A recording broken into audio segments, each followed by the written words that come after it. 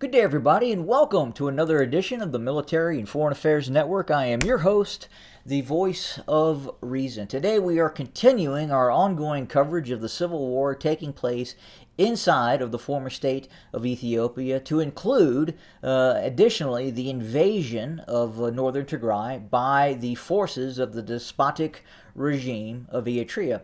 And to start things off with, I wanted to discuss the possibility of this reported Eritrean operation near the Tigrayan border. Now, the area that we're hearing in terms of the deployment of Eritrean troops and additional troops from the Abiy loyalist regime are within the area near the town of Shiraro. So I wanted to try and explain why a all-out invasion in this area near Shiraro is rather unlikely. What we're hearing right now, and I'll get to that here in a minute, but what we're hearing right now is that indeed Eritrean forces, or possibly forces of the Abiy loyalist regime, which were transported into the despotic nation state of Eritrea, launched said operation with allegedly direct support by the Eritrean military in terms of artillery support. And at this point, what we're hearing on the ground is that those efforts by the Eritrean and the Abiy loyalist forces near Shiraro have really been stalled at this point. They are not making any gains, and we have heard instances of units being attacked and ambushed as they have entered the Tigray region. So, in all likelihood, if they are utilizing Abiy loyalist forces, and now you got to understand that these forces probably are not familiar with the terrain near Shiraro.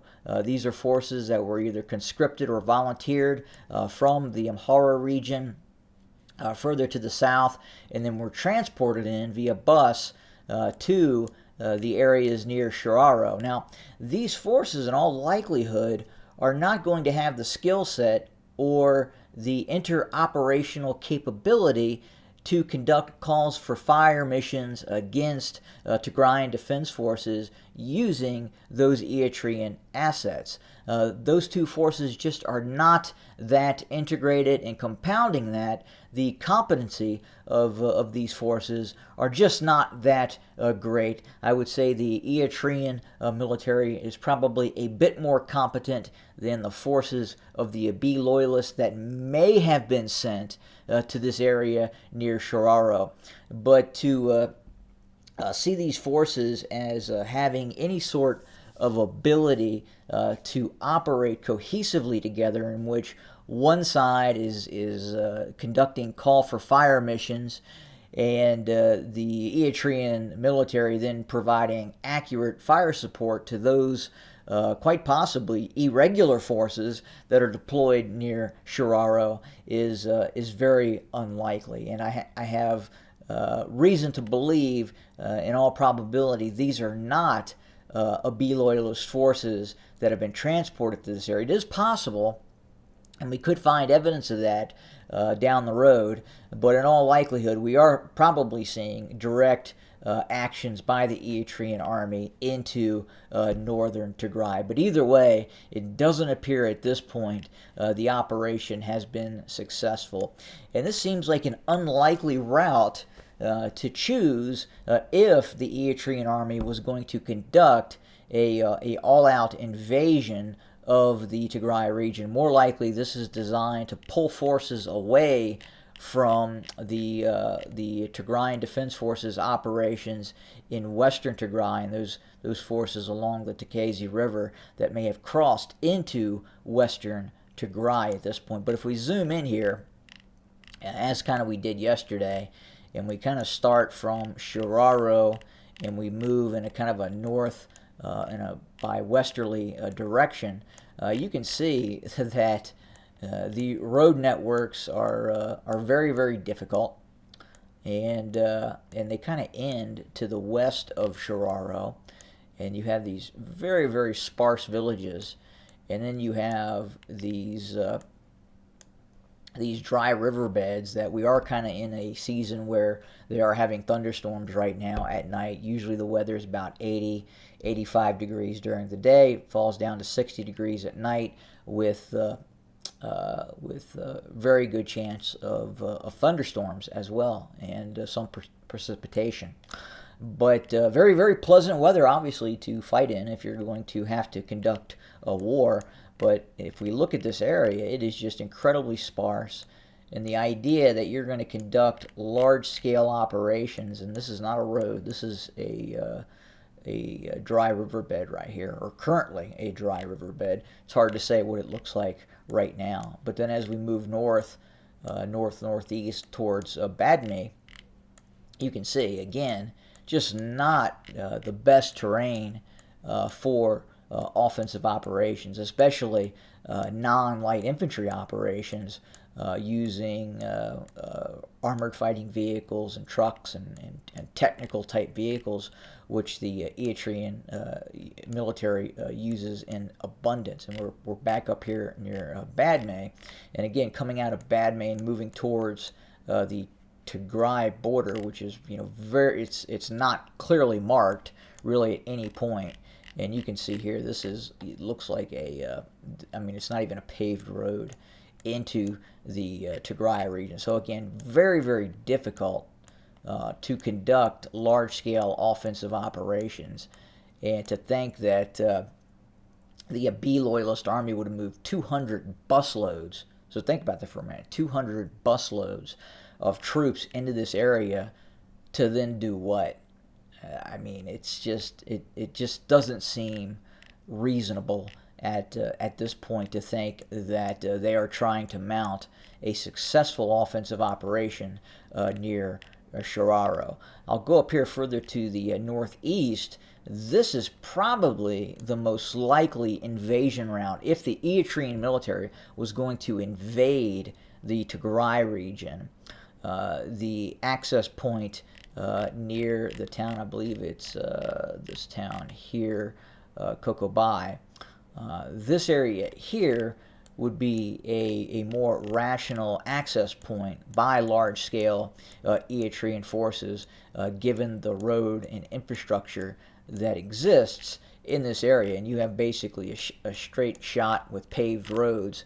I believe down south, the first big city you hit is Adigrat to the south, and then obviously a possible further drive would be towards Mekelle, if they even were able to get that far. I don't believe at this point, given the mobilization that has taken place in the Tigray region, I think it would be very, very difficult for those Eritrean forces to make their way and take control of Adigrat, given some of that very hilly, mountainous terrain that they would eventually run into. But if you want to go after kind of the seat of the Tigrayan Defense Forces power base, this would be the most likely direct invasion route, and we're just not seeing that as of yet. We are seeing the deployment of troops towards the shared Eritrean Tigray border, but we haven't heard of any large-scale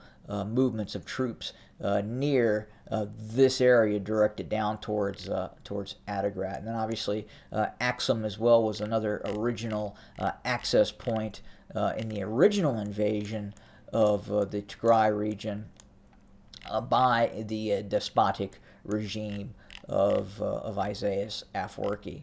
And again, still, even this area, as you look at it, very, very difficult in the border area, which is probably marked by this dry riverbed here. Again, would be very, very difficult for the Eritrean military to conduct operations. They were able to do this before because the Tigray region had not fully mobilized. You were looking at, again, as I talked about before, 9,000 troops. Now, with them being fully mobilized and manning a lot of defensive redoubts along this border area, again, very, very difficult for the Eritrean army to make a move into the Tigray region.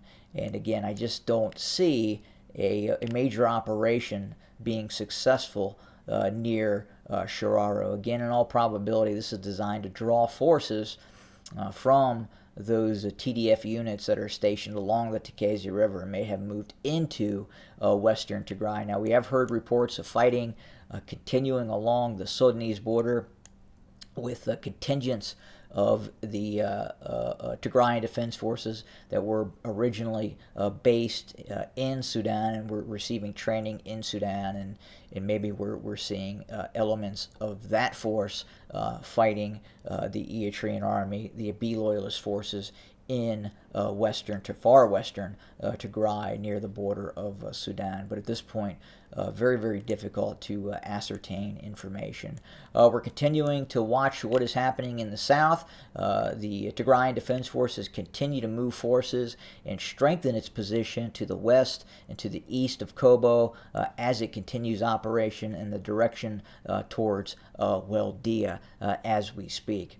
But again, we'll have to see what happens here in the future. We do know at this point, in terms of, again, back towards Shiraro, it looks like that operation, whatever that operation consisted of by the Eritrean army and any Abiy loyalists that may have joined that force, it does not appear that operation was successful and quite possibly was driven back by Tigrayan Defense Forces operating in that area. And we understand there's not a large force of the Tigrayan Defense Forces based in this area, probably regiment of strength, reinforced battalion operating out of Shararo that is charged with the defense of this area right now. But we'll continue to monitor, report, and bring you more information for your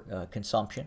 If anything were to happen or we get more information, we will definitely report as quickly as possible. So again, thanks for joining us today, and as always, have a good day.